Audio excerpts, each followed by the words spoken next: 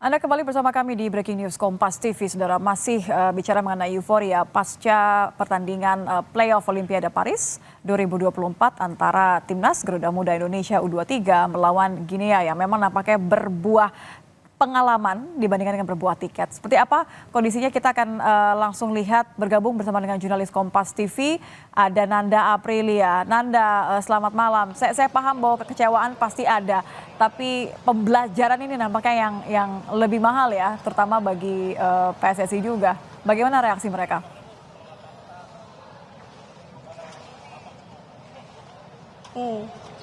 Iya Nitya, kalau kita melihat di GBK sendiri untuk nobar di sini, memang kalau dari PSSI, kami melihat ada salah satu perwakilan dari PSSI yang memang juga sudah memantau dari awal pertandingan sampai dengan akhir.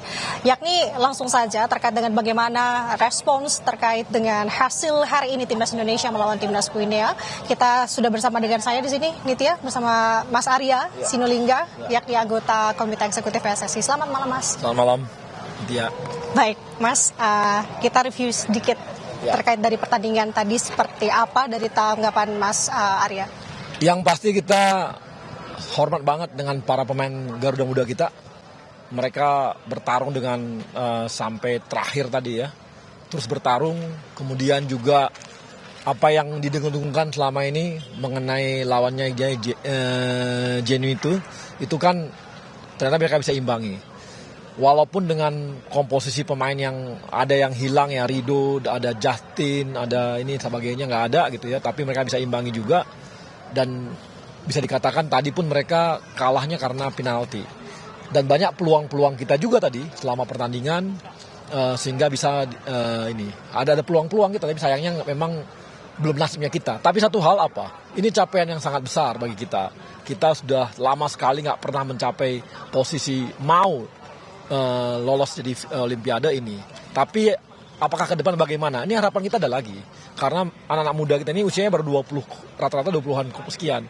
Jadi punya kesempatan untuk kedua tiga. 2 tahun lagi masih bisa juga mereka main. Artinya makin matang permainan mereka. Itu. Jadi Pak Erik sangat menghargai mereka, perjuangan mereka. Dan tadi dari Paris juga Pak Erik sampaikan bahwa inilah perjuangan walaupun tidak tercapai, tapi adalah capaian yang tidak kita bayangkan gitu.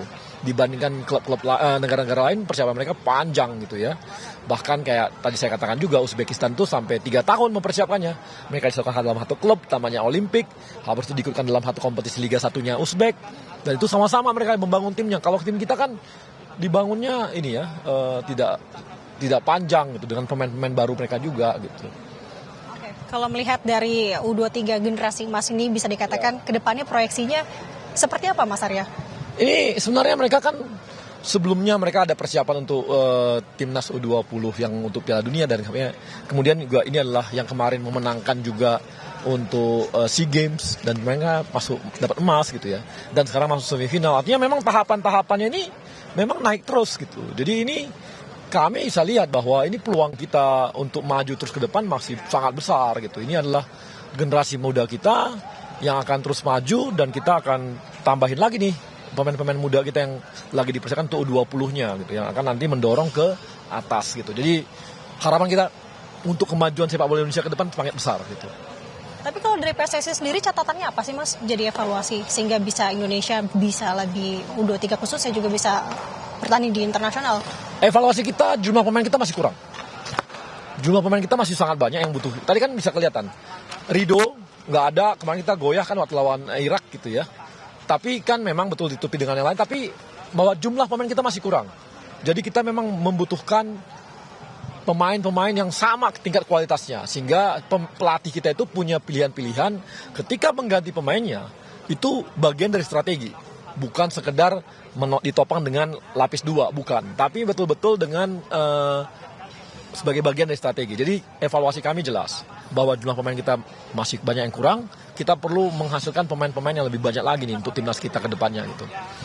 Kalau untuk dukungan klub dan liga di Indonesia sendiri, dukungannya seperti apa, Mas? Saya rasa dengan hari ini kan kita bisa lihat 70% tuh pemain mereka itu kita adalah pemain dari Liga 1 gitu ya. Moga-moga dengan nanti perbaikan liga yang kita lakukan juga, kan timnas sudah kita perbaiki nih. Hasilnya seperti ini. Nanti senior pun lawan Piala Dunia. Kita punya kesempatan juga nih masuk ke putaran ketiga. Artinya ini di timnas sudah ada track yang bagus gitu ya. Nah sekarang kita harus perbaiki liga kita nih. Makin perbaiki Liga 3, kualitasnya diperbaiki, seperti VAR dan sebagainya. Lihat loh, kemarin kita di AFC di U23, itu kelihatan pemain kita agak kagok itu dengan VAR. Tapi dengan hari ini, kita akan mulai pakai VAR di Liga 1, mudah-mudahan mereka sudah terbiasa dengan pemakaian VAR. Sehingga nanti ketika tanding di pertandingan resmi yang pakai VAR, mereka lebih oke lagi gitu. Berarti ke depan akan ada regulasi yang diterapkan mungkin untuk jam terbang di masing-masing klub atau seperti apa? Ya pasti perbaikan dilakukan. Tadi kan seperti tadi perbaikan di yang pasti dulu kan jadwal aja liga kita tuh bisa nggak pernah jadwalnya pas, nggak tahu kapan main. Sekarang udah jadwal udah bagus gitu. Walaupun kemarin sempat ya tarik rem Pak Erik karena mereka nggak ngasih pemain-pemain kita ke timnas U23. Tapi kan akhirnya setelah kita dapat mereka bisa lanjut lagi liganya. Jadi perbaikannya jelas. Regulasinya, sistemnya kita perbaiki pakai VAR, kemudian nanti banyak hal lain lah yang akan kita perbaiki dalam liga dan juga di youth development-nya, karena kita harus seperti yang sering saya katakan bahwa Pak Eri selalu katakan bahwa kita butuh 150 pemain untuk dari U17 sampai pemain senior, maka kita harus mencukupinya ini, yang dimana pemain mereka ini kita itu bagus, tahapannya bagus gitu. Ini yang kita ke depan sih mudah-mudahan baik ya. Amin. Kemudian yang terdekat berarti artinya akan ada kualifikasi untuk Piala Dunia. Ada kualifikasi Piala Dunia di bulan Juni. Bulan depan kita akan kualifikasi dunia, ada 2 lawan lawan Filipina dan lawan Irak. Dan kita tuan rumah. Kalau menang kita akan lolos di putaran ketiga Piala Dunia, berarti tahapan kita akan makin baik. Itu juga akan jadi sesuatu hal yang besar ya dalam berapa puluh tahun mendatang ini. Yang lalu kita udah lama nggak ke posisi itu gitu, lama banget gitu. Siap, Mas Arya, ini sebagai penutup juga mungkin ya, bisa disampaikan apa apresiasi untuk timnas Indonesia? Sejauh ini kan kita sudah lihat di Piala Asia U23 kemarin, mereka juga performa sudah cukup baik, sehingga sekarang juga ada kesempatan untuk meraih tiket Olimpiade Paris seperti itu. Tanggapan Mas Arya yang akan disampaikan kepada para timnas seperti apa? Yang pasti Pak Erik selalu sampaikan bahwa kita harus berterima kasih kepada para pemain, para pelatih, support dari supporter yang besar banget. Kita tahu supporter kita kemarin di Qatar tuh mereka hampir 2/3 stadion tuh ya diisi oleh Indonesia semua tuh supporternya.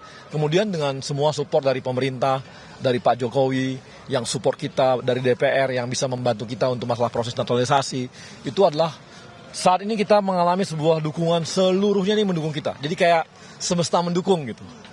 Itu yang membuat kita bisa seperti sekarang ini. Jadi kalau kita tetap bisa seperti ini, kita yakin, Pak Erik itu yakin bahwa kita akan bisa melangkah lebih jauh lagi ke depannya. Jadi masuk ke saus besar itu, ranking saus besar itu bukan satu mimpi, bahkan capaian 70 besar itu adalah target-target yang mungkin bisa terjadi ke depannya gitu.